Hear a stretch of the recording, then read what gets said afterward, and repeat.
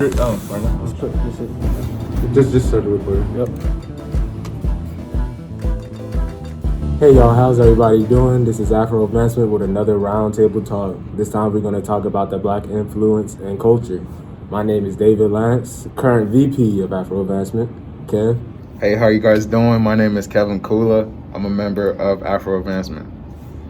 Name's Alex Nardi, of course. I'm the second treasurer of Afro Advancement. Spencer McMillian. I am the current and acting secretary of Afro Advancement. My name is Adonis Belton. I am the current president of Afro Advancement. And I'm Ami Vodi, and I'm the first treasurer of Afro Advancement. All right, now let's get this started. So as we mentioned before, we're going to talk about the Black influence and culture. Now, there's a lot of different ways we can go with this, with the African American vernacular, different dances that you see Black Americans and Black people in general start up. Alex, why don't you start this conversation off, kind of like give us some insight in how the Black culture influences what we see today. Okay, well, first we gotta go back to our. Let me stop. No, but honestly, if you go back far enough before slavery, etc., half the dancing that you guys do come from ancestral background. Half the stuff y'all do is ancestral background that you. By y'all? By y'all? By y'all. Oh, by y'all. Just. Us. Oh, I'm so sorry. We all Black here, bro. I'm sorry, It's cause no I'm y'all. so used to how cause there's a whole African versus African American thing. So I'm so used to them. I'm used to people saying it's not a we, it's a y'all. So that just become a mindset thing, and now I'm kind of stuck with it. But Oh, okay. I see we can go straight into the African diaspora because I got a lot for that. But I definitely got a book I can bring out. Right now. Oh shoot! Like, I took a whole class last semester. We can do this. We can do this. No, but at least from the most I got from African history, at least, and just from reading the book itself,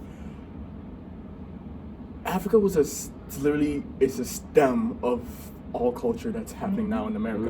Black culture is what has shaped most of every culture, from foods to music to dancing to literally we have shaped this planet and we don't get the thanks we deserve. But that's a whole other topic. Reparations. Because I'm still out here milli rocking in 2020, 2021, but we've come a long way when it comes to influencing the world and influencing our own culture and upgrading as people. It's honestly it's great. Coming from, because I wasn't originally born into this culture. I was definitely born in Africa. I experienced that culture before coming here. When I came here. Where? Where? Oh. Because it's a continent. Yeah, no, I'm from Ghana. I think I was born in Takoradi or Accra. One of those. But coming here, learning the dances, the foods, the culture. I hated American food for a good. That's a little disrespectful. For a good 4 or 5 years, I couldn't stand. You know how much I love pizza? I couldn't stand it. The smell, the sight, I hated it. But as I grew up in this culture, I learned to love it. I learned to love fried chicken, the basic stereotype. Good. Seafood. Oh Bro, my that's God. Because in Ghana, I live near the coast, so definitely I had coconut seafood. But that Old Bay, Old Bay. that Old Bay change hits right different. I don't know. I kind of agree with you, man. Like, I wasn't born in Maryland, so like, Old Bay is still kind of new seasoning for me as well. So I agree with you on that. And that's just one small part of America. Yeah. One small part of the culture. Maryland, the DMV. That is one small culture that has so many potential for growth, so much to spread. But we're the DMV. We stay tight knit. We stay together type shit. It's kind of like the background. Alright. So just piggybacking on what you said, definitely also me being born outside of America, also from West Africa, Ivory Coast, right next to Ghana. Okay. Definitely, you can see like the influence of what Africa has on the rest of the world, especially now. Definitely, like Nigeria is a uprising, superpower of Africa coming up, and you can see with music, for example, like Afrobeat is now being included in just about every genre. The food, you know, the clothing, all that. So for sure, I definitely agree with you. Okay. I actually kind of do have a question. Now, growing up, y'all probably heard the basic. You're right. Growing up, we've all heard the basic racial slurs towards Africans, racial slurs towards African Americans. I know you feel something about that. Go ahead. That's why I brought it up. I want to see. Okay, what so feelings I are read good. something about that because I had a friend who posted on Instagram. She was like, "Can we talk about how black people used to bully me?" Okay, she didn't say like that, but she grew up in Nigeria and she came here, and I was like, yeah, the term African booty scratcher. How is that like such a like? Why is it that one? And who taught the kids? Like, I remember hearing that in like maybe second or third grade, and I'm like, who's teaching these kids the specific term African booty scratcher? And so I saw an article, and the person who was talking, they were saying like it was a term from Boys in the Hood, and so like it was something from like the 80s or the 90s or whatever. And I was like, oh, okay, that's interesting. And I didn't realize it, but there's a term that Africans have for black people, and it's called akata. and for the longest, I actually never thought of it as an insult. Yeah. I just thought of it as like just like, oh, like the way that there's white people, there's akatas. But the reality is that like apparently it's a Yoruba name, and like its translation is like wild cat. And so like in a sense, and sometimes when you think about the context that is put in, you can see that how it can be degrading. And so we can see it's kind of like an equivalent thing, but like it would just be so out of pocket when people would say African booty scratcher, and I'm like, why? Like, you scratch your butt too. No, I was thinking like that would be in the back of my head, like, but don't we all scratch our butts? Like, don't we all? But you scratch your butt from a different country, from a different continent. So instead of scratching an African booty scratcher, you're an American booty scratcher. It's a whole different type of scratching, man. Well, it is a different tang if you say it like that. Yeah. But I just feel like that, like, because the akata thing. We'll get into that later. But the whole African booty scratcher thing, that I feel like derives from the fact that they also think that we are unsanitary, we do not know how to clean ourselves, etc. like that. Akata, well, I'm saying it's so weird. I know like if we have some viewers who are definitely from like Ghana, etc., they'll definitely bash me for saying it's like so Americanized, but whatever. That term in itself, when my mom and dad would call me that, I felt so offended. Not because I didn't want to be known as part of the African American community, but because that's them stripping away my African identity by calling me that. That always made me feel offended. Because like, why are you calling me an Akata? I'm African. I will always be African. But yes, I've been brought up in American culture, so I have African American culture in me. But that doesn't mean I'm still not African. It just means I have two different cultures that are not residing in my person. So there's no point in calling me that. Just call me as I am. Your son. Like, what? Yeah.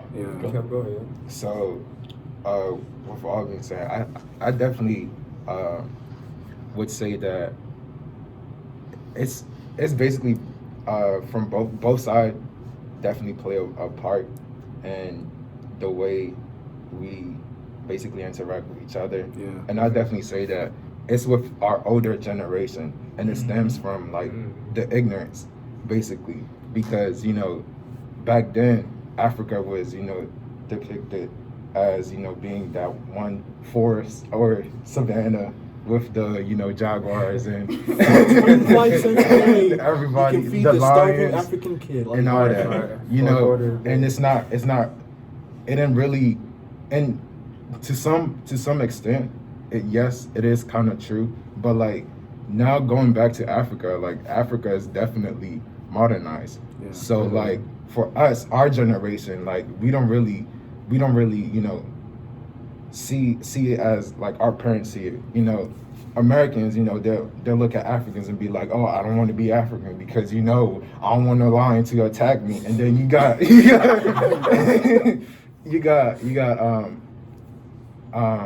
you got Africans, our African parents, they look at Americans, oh, I don't want to be a gangster. I don't want to be a part of the gang, this and that and the third, sell a drug. Like, if I have locks in my head, I automatically sell drugs, you feel me? Like, I'm in the street doing whatever, this, that, and the third. But yeah, definitely I feel like it stemmed from that ignorance that like our parent generation, grew up in. Yeah. Just being excluded from, that experience. So definitely, Yeah.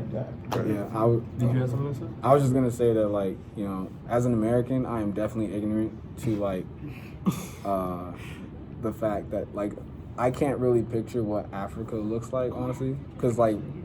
Oh, appreciate that. I'll definitely want to see that. It's definitely. y'all be surprised. But yeah, like you said, like it's from the older generation. Like I think like the stigma that like news and pictures and things like that have like shown us is like I personally don't know what Africa like looks like in today's age. Like I can remember like like the oh, you can feed they're Africans and who are hungry, and like but that like that, I don't understand what that looks like.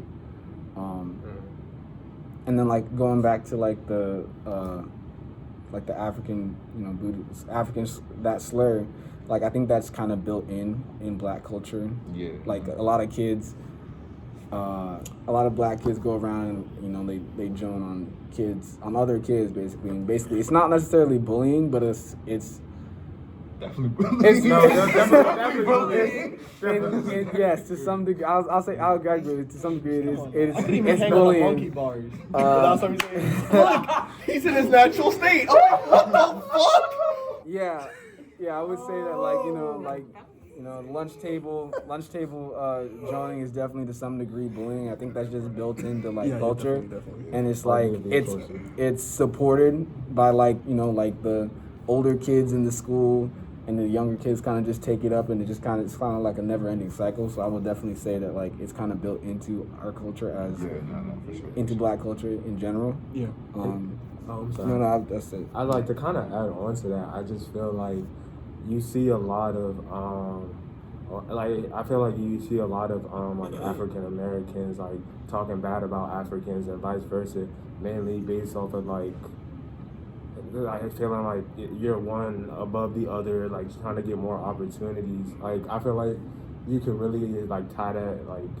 back to slavery in a way, like that culture difference is just that feeling like I don't know, like slaves being brought over to America, and somehow like you being born in America or whatever, versus like say like the slaves who were brought over all like makes you better than the other. I feel like that, like if we're really getting into like the African diaspora, like I feel like that's where that really stems from. And then you just see like the ignorance of like some people, or like, oh, like Africans are just dirty, or African booty scratchers, and then stuff like that. And then you see, like I feel like I'm not African. Like I don't have parents that come from Africa, so I can't really speak on like too much of the African side. But I know that some people who specifically come from Africa, or parents from Africa, etc., like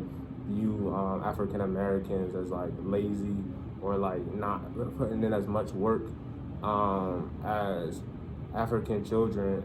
I just feel like there's such a there's a divide that I don't see as necessary, because to other people, like to other cultures, we're all Black, and that's why personally, like I try like educate myself, try and like learn more about like African culture and try traditional African foods, just so I can try and be more cultured and like know about, because like just like Spencer, I've never been to Africa. That's one thing I really want to do. I want to go to Africa. Like I can't sit here and picture what could be present day Africa looks like.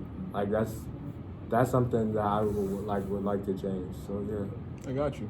All right, but where we going? I would like to say that David took the words out of my mouth. The stem of this coloristic kind of divide that we have comes from, at least from what I've learned, it comes from slavery. You know, you have the Africans that got brought over, you know, and the way that I've always heard it was you'll have your Africans and they're seen as the pure ones, you know. Yeah, I've heard that too.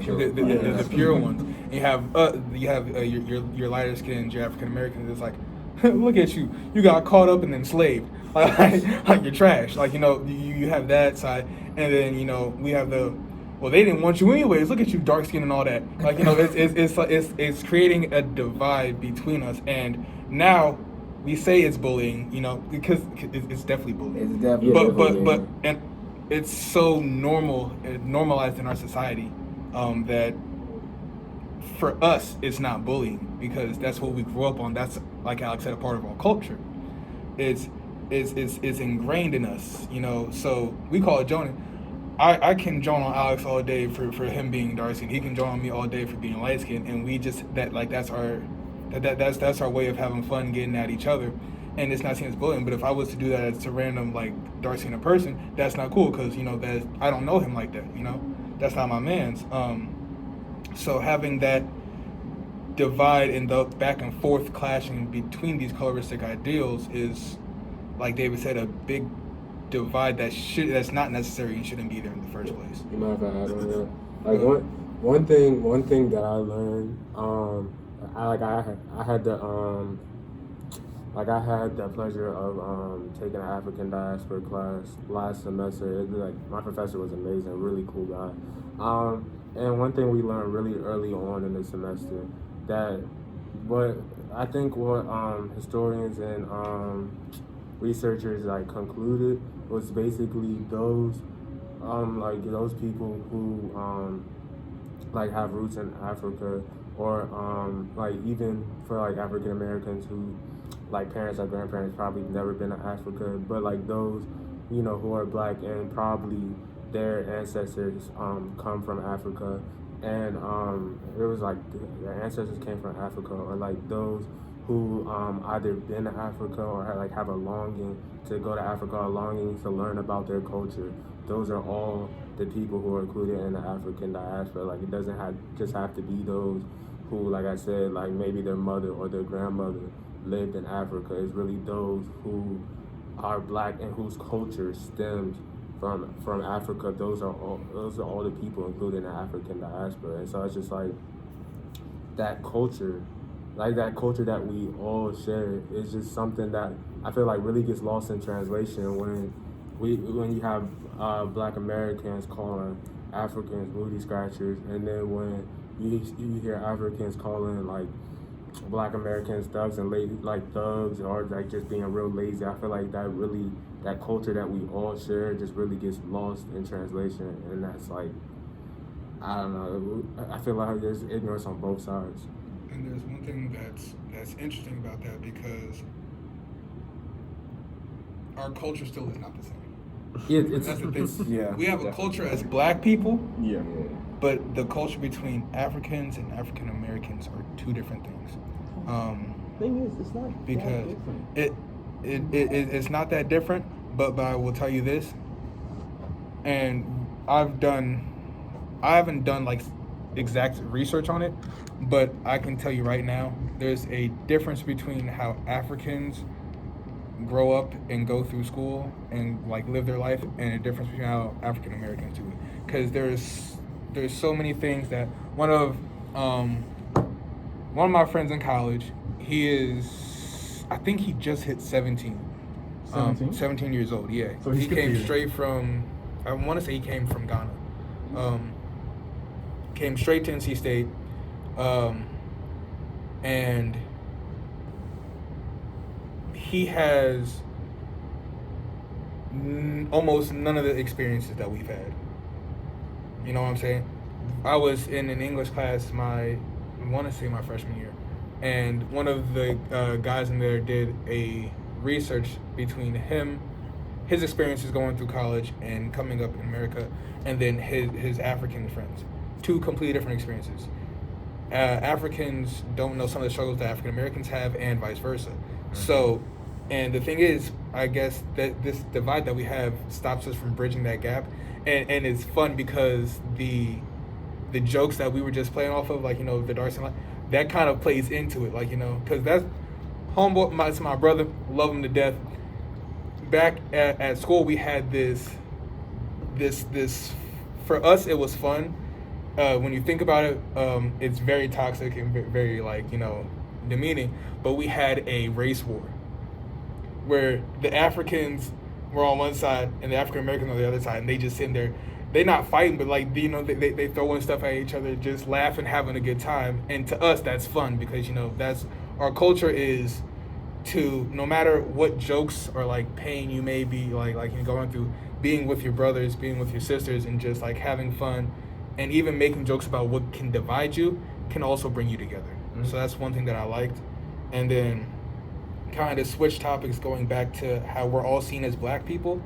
Yes, but we're also seen differently by other races. You know, we can always go back to, we have this one joke within our group where it's, you know, if a movie was all black people, horror movie was all black people, who's dying first? Because, you know, you have that stigma of black people always die first in movies, which unfortunately is very true. But the way it goes is dark.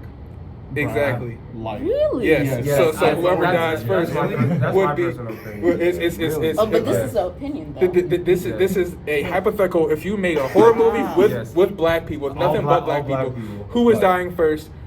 Most of our immediate answers were the darkest. Yeah. The darkest person dies first.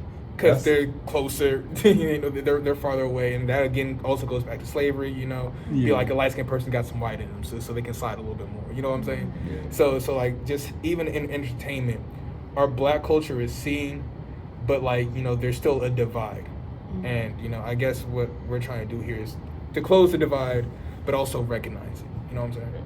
I was gonna touch on, like, colorism in our community, but I don't know if we're gonna save that for a different discussion, because you could really get deep into that. Yeah, but I think we can afford to go a little more, but I would like to at some point kind of switch back to, like, to the culture. Okay, so then we could just leave that for a different. We should leave that for a different day. For a different day, yeah. Okay. Definitely had a question that's gonna be a part of that, which is, well, first of all, is it black, colored, African American? Oh, you're talking about who dies? Okay. No. Oh, like just the terms. What would you describe? Colored or black, colored, African American, dark skin, or light? Because, you know, some people have problems calling themselves colored, call themselves. I know. Yeah. I know. He was using that a lot the last time. I apologize. Because that's a conversation that came up back in African history. Was, what do you describe yourself as? Black, African, etc. Because some people pride themselves on that. I'm not African. I'm African American. Yep. You know, and which I find to be very self-harming. Like, that goes back to that ignorance. That goes back to the, I don't want to be seen as a part of them. It's not just ignorance. But when it's not them, it's you're all stemming from the same place. Your roots are in the same place. You know, but you're being brainwashed to think, you know, that you're separate and that you're better or you're more well off or you know what I'm saying? So I feel like that's a very self-harming thing to say. But I personally would say that you're black. Black encompasses all of us. You know, I'm African American because I'm born and raised in America. So are my parents, so are my grandparents. But we stem from African culture. You know what I'm saying? But, you know, somebody who you could say that you're purely African because you grew up. Well, you didn't spend most of your childhood in Africa, but you were born and you spent time in Africa as a child. So you can say you're African. You don't have to claim that American part, but, like, again, you can because you also were raised here. You know what I'm saying? So, like, there's a difference when you get to dark skin, light skin, African American, African, things like that. But we're all still encompassed as black, in my opinion. So before we go back to that, to the original topic, I just want to answer your question. I know, like, for South Africa, since there's a lot of white Africans in South Africa. the way that's organized is you're either white, colored, or black. If you're dark skinned, Yeah, no, you're he's black. not wrong. Yeah, he's If not you're wrong, if you're any type of light skin, you're considered colored. You're not black. And if you're white, you're white. So Yeah. like if you're dark skinned, you're black. You're just black. If you're we don't talk anything in about South between, Africa. you're He said, if I can't see you when the lights cut off. yeah. So that's That's to answer your good. question. But yeah, we could. So like, I'm bad. you know, this was really interesting, but I'll kind of switch gears a little bit. Talking about black culture, and I feel like I guess could be considered like more like African American, I guess, because what I'm trying to get at is that you see a lot of like popular dances, like yeah, that's exactly what I was gonna talk about. Like Renegade, for example, like the girl who made it, I can't remember her name. It's like Jalea. Yeah, it was something like that.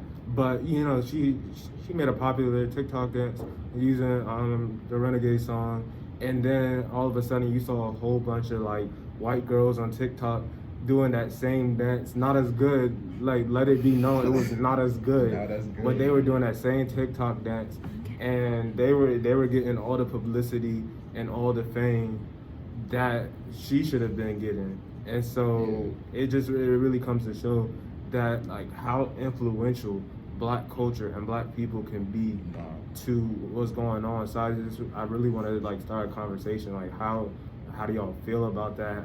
How do you see that?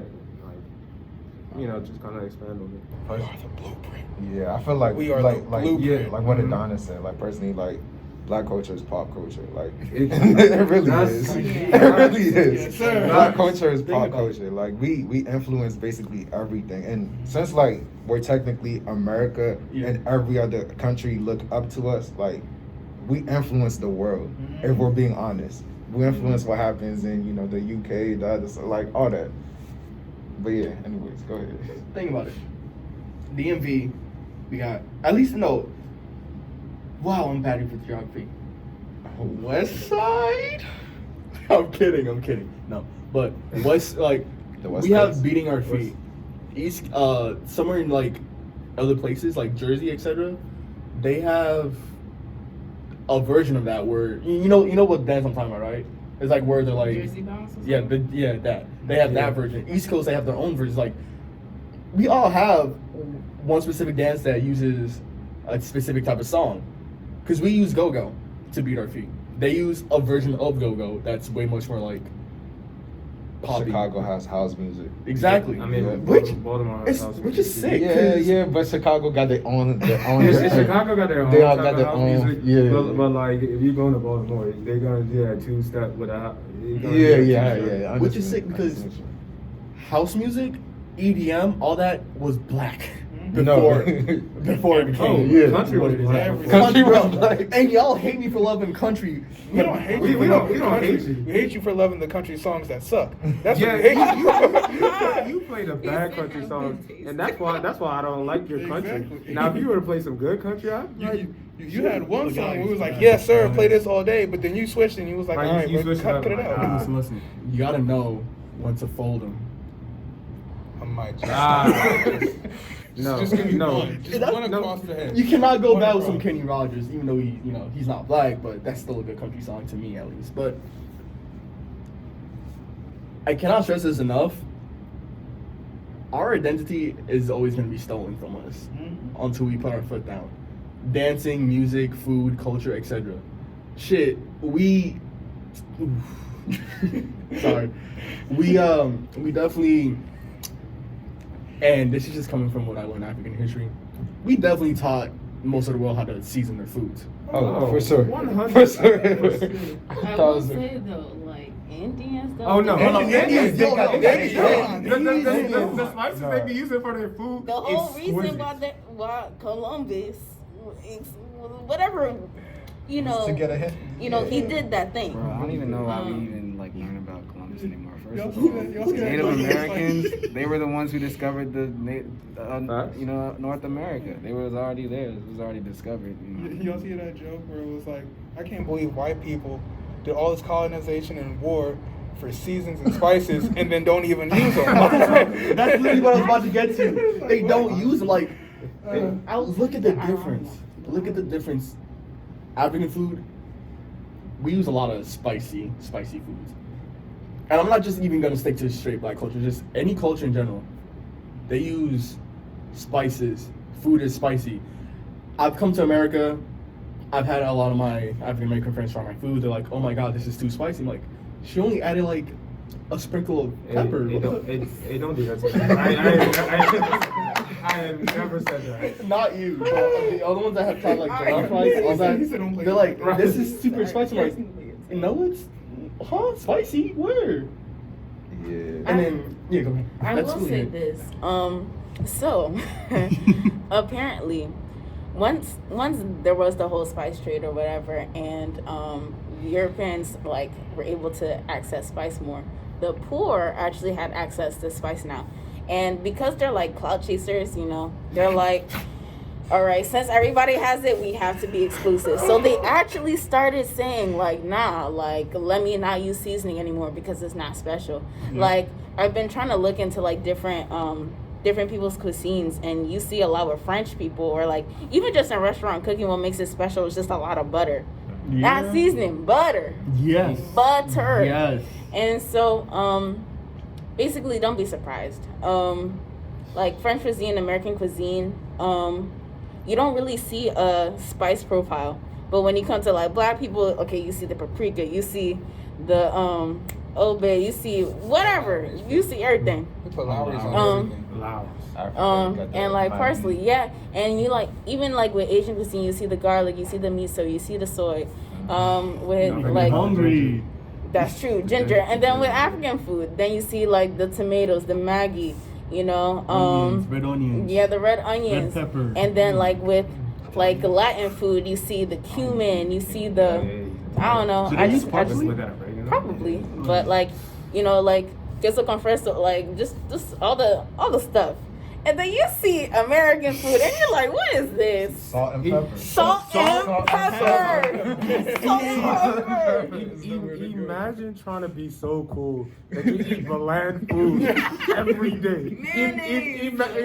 Imagine putting mayo on your food and putting a tiny pinch of salt on a whole chicken just because you want to be cool. Not too much pepper, because that's Right? spicy. No, That's spicy. pepper is spicy. Pepper is spicy. Don't use that. A memory of mine with that sense. You just want the whole memory.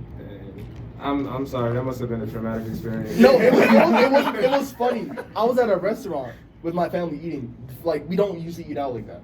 It was like, I think, it was fried chicken or something like that. The family next to us was definitely white. They ordered the same thing. They called the person back, like, this is too salty.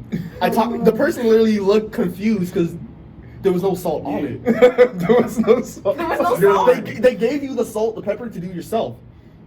Dude literally said there was too much salt on it. I'm like, Oh, you're lying. You have to. You have to. okay. Let's go ahead. Okay. I would say like actually going into that, like the fact that we as people have been kind of forced to like be creative with our food and That's true. kind of innovate ways to make food taste better. Yeah. I think that has come to like cause a lot of health problems in black people as well. Mostly like high cholesterol, high blood pressure, and that has like has become like generational for like a lot of families. Yeah. So I think that's definitely like a big stigma in a lot of families. Like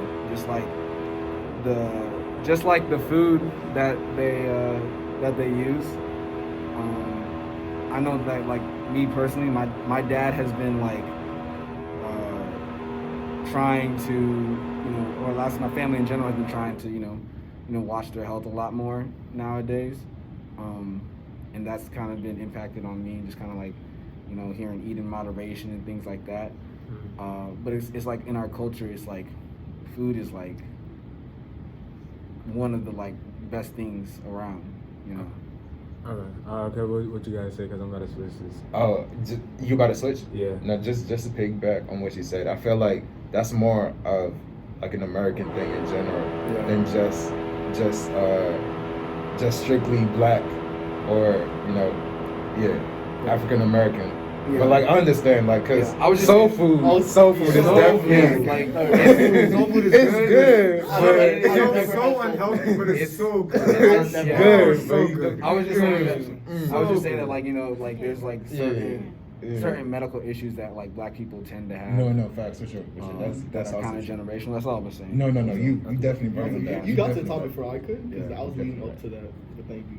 Go ahead. So I want to switch off from like food to music. That's my favorite genre. You see a lot of black influence in the different music. Like we touched on it earlier. That like country, for example, used to be black. There was a lot of different like music genres that started out black, and that influence in like the different sounds and stuff like that black people use. Like let's touch on that. Like how Bookstar was black. I just find that amazing. Like, cause people associate classical music with such poshness, you know. And yeah, I just think that's cool. We have range. I'm sorry. I took this class this semester about like the history of music, and there was actually like a black pianist. He was blind. I can't remember what his name was. I know what you're talking about. Like he was blind, and I think it was like Tom something. I can't remember. It's kind of bothering me that I don't remember. But like he was like at the time like almost like world renowned. Like he would go across like the U.S. playing in like different concerts and stuff. It was more because they treated him as like a circus act because he was like blind and black. So they're like, ooh, look at the fancy black person that do the piano. But yeah, it's just the fact that like you see a lot of black influence in like so many different genres of music that it's insane how I feel like you see white people trying to like diminish that involvement or diminish that advancement in genres like country. Like white people trying to act like black people can't do country. Like I think like this might be kind of not the best example, but when Lil Nas X released that song and they were trying to act like that's not country, so you had to Old Time Road, so you had to get Billy Cyrus just to be on the song just for them to consider it country. Like it shouldn't, like that song was definitely like a country song. Like it shouldn't have been all that trouble just to get it recognized as country so it could be on the top Billboard. But they'll do that to black artists to diminish their impact in music. Billy Ray did his thing though. Billy Ray did a mix. No, Billy Ray who's the made the little song. boy? He did it. Huh? Who's the little boy that The yodeling boy? The yodeling, yeah. He did his part. He did his thing too. He He did his thing too. What happened to him? I don't know. He's still around. I think he's still doing music somewhere. But He got an album coming. oh really? I don't know. Purely speaking, I don't know. I think music is just a part of our soul. Yeah. Cause, For sure. bro. Soul by Big Song? Yes, sir. Watch that. But no. Elvis, King of Rock, stole most of his music from I forgot her name, but I listened to her music back because my teacher, Mr. Hawk, if you remember him, he talked about. He said Elvis was not the king of. He was not. He took his music from somebody else. And my African history teacher brought the same thing up too. And I heard her songs. I was like, yo, this is amazing. Why, like, and it baffles me because throughout history, jazz, blues, etc., we created all these things. We've done all these things. Music inspires us to let our pain out. Pain, joy, anger, etc. But our pain is then taken and made into profit. And that's the problem I'm having now. It's just, it makes no sense that we can so many generations. At some point, I was hoping for a battle cry in a song that says enough is enough, and like war, straight out war. Because there's another book I'm reading. Really wish I remember the name. Oh my god, it was recommended me by Danielle, and the book talks about whether or not you guys don't know her. That's what, yeah. The book talks about, and I talked to you guys about this. You know, the whole you can't fight fire. I mean, you have to fight fire with fire, or else there'll never be. Hey, Malcolm X. Yeah. You have to, or else we will never be heard. We will never be acknowledged, seen. We will never get the forgiveness that we deserve after so many generations. No, that's going on a little different. Yeah, A little topic. different road. No, that's a whole different topic. But Yeah. I want to touch on that real quick. There's a reason why you haven't heard, because you've heard it. It's just like that battle cry, because we live in a capitalistic society. Yes. You have to do just enough to make sure that your money still holds. Because once your money drops, your fans drop, your reach drops. Now, that's very unfortunate. Hate to see it, but it's life. You'll see a lot of smaller artists reaching out, doing all of this, blah, blah, blah, but they don't have the reach to really make it. You know what I'm saying? And these bigger artists, they have the reach, but those are not the songs getting pushed. You know, you have your radio hits, you have your pop singles that, you know, are meant to get the ear of consumers. Like, all right, cool. But there's so many times where consumers say, I like this single right here, and don't pay attention to the rest of the album. I'm one of them. But they don't pay attention to the rest of the album. So those songs with that battle cry, or with that, you know, this is how I'm really feeling, are missed and like not heard. And yeah, I'm gonna stop there because the other part was getting into that fighting fire with fire. Yeah. And then Yeah. now music is more of a publicity stunt in my head. Okay, so you have to look at the music industry. Yeah. And the fact of the matter is, people don't make money off of music anymore. We have YouTube, we have Spotify, Apple Music.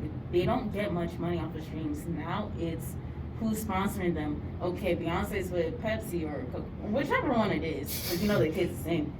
But No, that's gonna start a different debate. let's put that aside. Basically, it's about who's sponsoring them. And at the end of the day, these CEOs are the same type of person, which is, come on, old and white. Old, white, and rich. That's it. No. And so, should you be surprised that they won't say, okay, this is really what's on my heart right now for a battle cry for black people, because they really need it right now. That sounds good. 7-track. yes. No, like that is just not their priority. They know that. The crazy part about just like music in general, like rap and like hip hop, isn't it like mostly middle class, like white people who listen to it specifically? But like, well, Actually, you're wrong. That They actually listen to it because it's entertainment to them. they started listening because most, okay, this is going to sound factually wrong. Yeah. But true honestly, they started listening really because of Eminem. Oh, wait.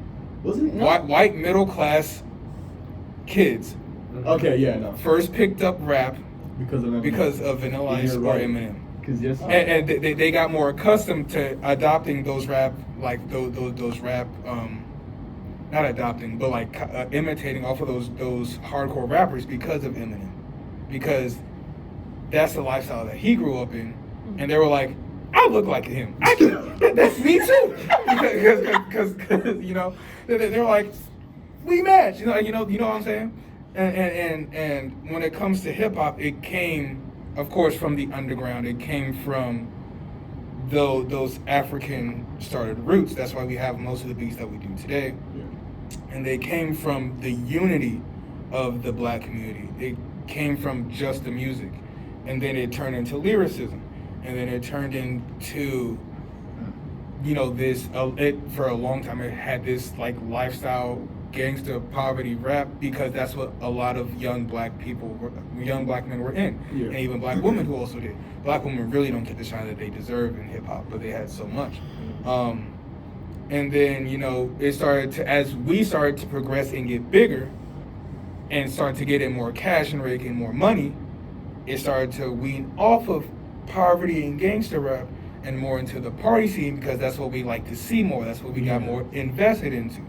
So that's like, you get these major style changes that are all influenced and based in the black community, but are seen by these other communities as, I can somewhat relate to that. Or I have a friend who has a friend who looks like that, so I can, and they get back into it because, they're like, now this sounds cool and this sounds better than, and then the influence that we have as a culture just in general with our slang, our vernacular, the way we move, the way we approach others, they want to adopt those too because we seem cooler or whatever in their minds.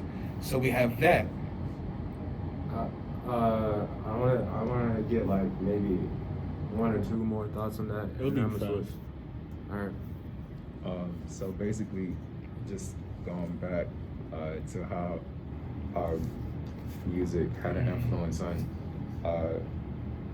just the world. I say like back then, definitely like spirituals, that definitely had an influence on how soul music took shape. And then also like, you got the Renaissance when, jazz music was, popping, you had, you had soul again that was popping. And with that, you had different, genres spurred from those genres to, to hip hop, R&B, rap. And you see like just going down in history, we always had an influence on what people listen to. And yeah, like everyone has been saying before, we don't get the credit that we deserve. So yeah.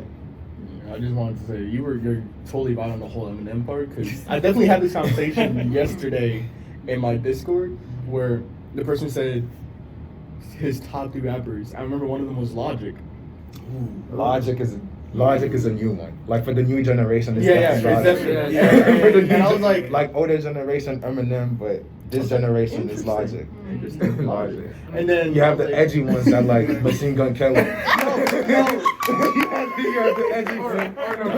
Or the ones who in their feelings you got post. Okay, he's not a rapper that, but like, He's a country music artist. He's not a rapper. But yeah, because Wait, for sure. Yeah. and M has said this many times where there was one song he did. Oh, I forgot the name of the song. what's the lyrics? I might remember. No, I'm just about to say. He said he had it was something along the lines of he had a trade with Dre pretty much. For every white fan that Dre had was M's return in black. So pretty much the small percentage of white fans that Dr. Dre had, it grew because Dre brought in M. And as the small percentage of black fans that M had came in because of Dre. And I can bring up the song later. It's not gonna be now, of course. But that's how that you had that big collaboration between not ideals, but those different race dynamics, and that's really what shaped rap being integrated into white culture. Well, white culture, nothing, but being integrated into like the lives of these young white teenagers. Because now they're trying to act like they're gangsters. And like, here's the thing. Now they're taking the fact that as a black community and how we talk about how we abuse drugs, they're taking that and doing that themselves. They've always abused drugs. Nobody cares. But they can literally post it, do all that, nothing. We do it. Typical black person. It's like, okay. Yeah, they're just going It's to a power structure. But one thing I want to mention though is like, I think as a community we're pretty accepting, and I think like white people know this and are intentional when it comes to like bringing in like black artists, and then boom, like their stuff goes up. Like, how do you guys feel about that? I mean, like when white artists bring black artists into the music to, I want to say a big fu because I'm not against it. I'm not against it, but it's still like you put it like this. Let's take the most racist person possible. Okay. He or she is losing profit in the music industry. Like, they're not making as many streams, etc. The only thing they can do is to add one of the newest coming pop culture artists, and they're black. Cool. They're like, damn, no, that's not that. Like, dang, I really gotta work with this person. Fine, if it means I get money, sure. That's why I like it, because you don't know their intentions. You don't know if they're gonna stick with them forever. But Here's my quarrel with that. Nobody's gonna listen to it. the black community itself, well, the white community, yeah, maybe. And first of all, small black artists, most white people don't know, anyways. So they're not getting that view. The black community, if they know them and they said, "You worked with him?" Nah, we good. Yeah. Lil Wayne dropped in views after he said, "Trump, sir, yes, sir, all the way." No, dropped. Kanye dropped. Dropped. The black community. That's a different reason. But my point was the toxicity and the negativity that they associate. Once you associate yourself with a certain type of like crowd, it's like I can't do it no more. I loved your old stuff, but now you're falling off. So when a white artist does it, first of all, if you're a real music fan and you listen to something because of an artist, you are listening because of that artist. You are listening to them, and then you're comparing that other artist to your artist. okay. So if you listen to this one song with Joyner Lucas and Logic. Oh yeah. Say you're a Logic fan, right? It's on Joyner's album, but you're going to listen to it because of Logic. Yeah. Now, if you like Joyner's verse better, you're going to start listening to Joyner now. If you don't really like Joyner compared to what Logic did, you're like, Joyner was cool, all right, but I'm not going to listen to him anymore. Yeah. So that money, he's getting money from that one single because Logic is on and they're both respectable artists, but Joyner's not getting much more money if nobody liked him. You know what I'm saying? Yeah. So if you don't have the skills to match, and most people, I'm not gonna say most people because nowadays it's just a feature. It's just a feature. But when it comes down to it, if that artist don't respect you anyways, they're not gonna get on the song with you. So now you have to be strategic and you have to think. And for me, that's a mental game. It's like, all right, cool, I can respect the mental game, but if you're not putting out what you need to put out, nobody gonna care anyways. That also led me to, because we definitely have influence also the Korean aspect of music. Oh yeah. Because because first of all, Korean pop, K-pop was its own thing. Because they started becoming more Americanized, they started implementing more rap, black culture, etc., stuff like that. Now, if you look at their stuff nowadays, it's a lot of English versus their own language. And now, you see what I mean? We're influencing people. Yeah. We're influencing even third world, first world, second world countries. We're giving people. You know about second world? Really? Listen, you don't hear much about second world. You don't. They just believe in chilling, You bro. got the first or third. They just be chilling, man. I'm just But saying, bro. I'm just doing my thing. what sucks is like, I don't know. I originally did not like K-pop, but then I started getting into it for reasons. You go. Then I because I was already into I was already into their shows, K-dramas, Chinese dramas, etc. But it baffles me how much power we have in the things we do, but how little Influence. we get. Yeah. Yeah, that's And that's so- a different topic though, cause like the amount of We Like- get old a lot. We're old a lot. Especially with like Asian culture that be ripping off from like not just ripping off but getting their influence from black people. It's like It's like they're getting aggressive with it. Like the rap is starting like they're I won't say mocking, but they're imitating the aggression that we put into our raps into them. I'm like, but there's so much pink and blues, and you're like, It don't fit. But it don't fit. The only way that I would be relatively even okay with that is like if they still don't look at us as thugs. that's what Yeah. I'm saying. Like if you That's still my look point. at black people as thugs and still continue to devalue them and yet steal from them, it's Yeah. like, how dare you? That's So what- it's very perplexed. Okay. So final thoughts. We talked a lot about how other people, different cultures, steal from the black community. What would you try and do to like stop this, blatant like stealing from the black community? If you had like, if there was something you could implement, something you could say that would kind of stop this, just like outright disrespect, like what would you do? We're going around. Yeah, we're going around. Okay, yeah, I'll start. So get things copyrighted. Like there are people who are like, so like Tabitha Brown, right? She's Yeah. like, that's your poop. That's my business. You know what I'm saying? So like the fact that she has that like trademark. You know, people like that guy who does where the money resides. Listen, he's good on that already, and like I'm pretty sure he's already having it trademarked. But like making sure that like people know that this is mine, and being intentional with like how you're sharing things.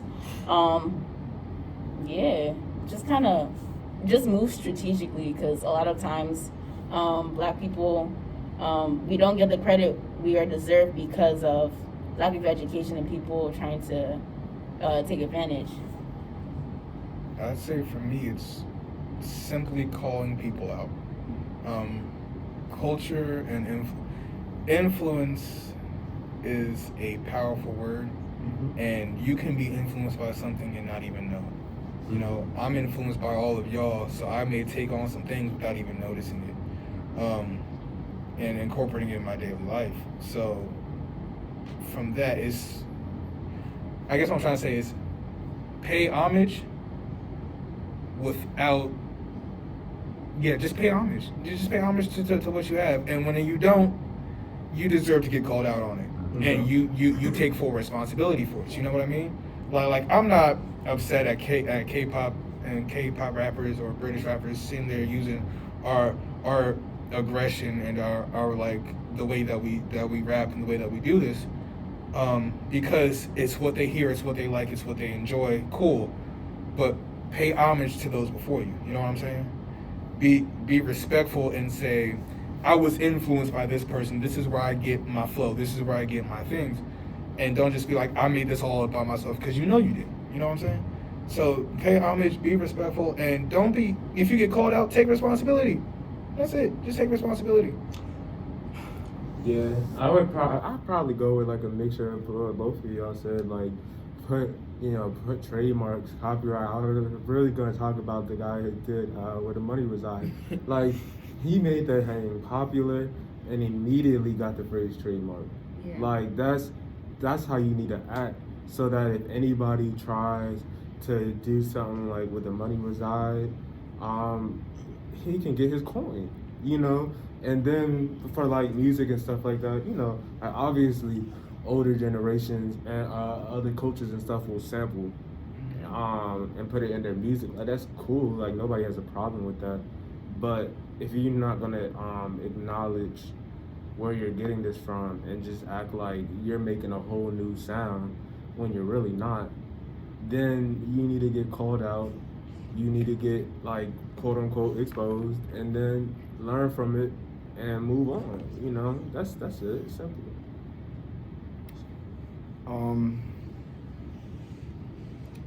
I resonate with what all you guys said.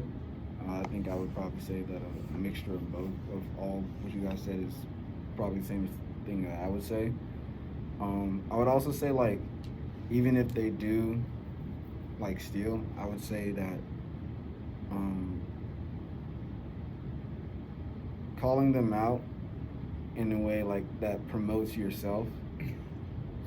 Like, be like, hey man, like, It sounds familiar. yeah, Like, something that sound like my Facebook. yeah, something like that. Like, you know, I would probably say something like that. That way, you know, you're able to kind of put yourself out there more, because if he starts to address you, then that puts a spotlight on you, and you know, people kind of search your background and things like that. That's probably how I would do it.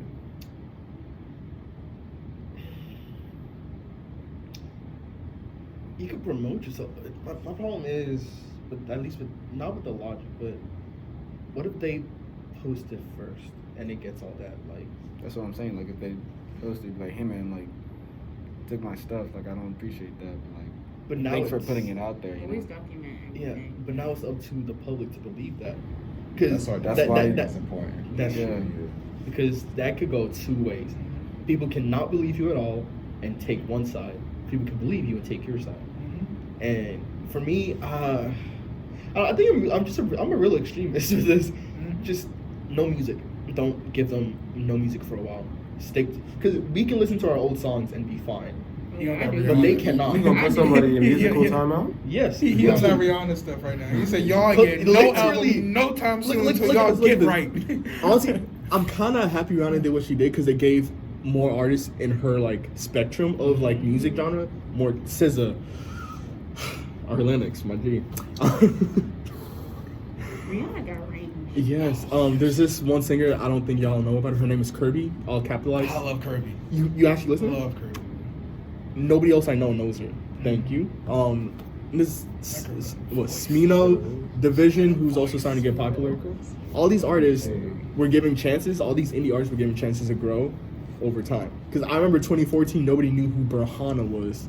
Nobody knew who Brent Fires was. Exactly. Like, nobody knew. until now. Now people are like, oh my god, bro. Like, I'm on that Brent Fires energy. I'm like, Like, we've been crazy too. like the first time people heard him was when Crew came out. yeah. Like they was like, oh, who's this man who's doing the hook? Like, who is this? Like, you didn't know about Brent? Like, what's Like this man, Brett. I mean, I wouldn't say that like Rihanna going away was what like caused those people to become more popular though. No, I'm not saying like it's because she went away. I'm saying like her taking that It took break. the spot. Yeah, it spotlight took from her. because Beyonce's still there Yeah. too. Yeah. Fuck, Jay-Z. Who else? that's different. That's a different. Oh, I mean, different genre, yeah. Yeah. For hip hop and rap, like this is pretty broad. So you could go here and there. Yeah. But honestly, for me, like I said, I agree with everything you guys said. I don't really got much to add to that. So yeah. Alright, well, I think we're doing this topic for our roundtable talk. Tune into our Instagram at Afro Advancement. If you're not tuned in, if you're not following, why aren't you? Like sit there, talk to me for a second. Why aren't you following? Why don't you subscribe? Why? Why don't you down in the comments right now? Oh yeah, check out our YouTube. Why aren't you subscribe? Like have your own discussion. See, look. I don't even want to look at you no more. I don't even want to look at you no more because you're not even subscribed. Alright, y'all. We appreciate y'all. Make sure y'all like, comment, subscribe, follow all the socials. Go ahead. Y'all have a good one. Good Eats on the weekend, Good Eats Friday on the highlight, motivational Mondays. Go ahead, follow the Instagram, subscribe. I'll give you a minute. We got more coming on the way. All right. See y'all, man. Bye, everybody. See you.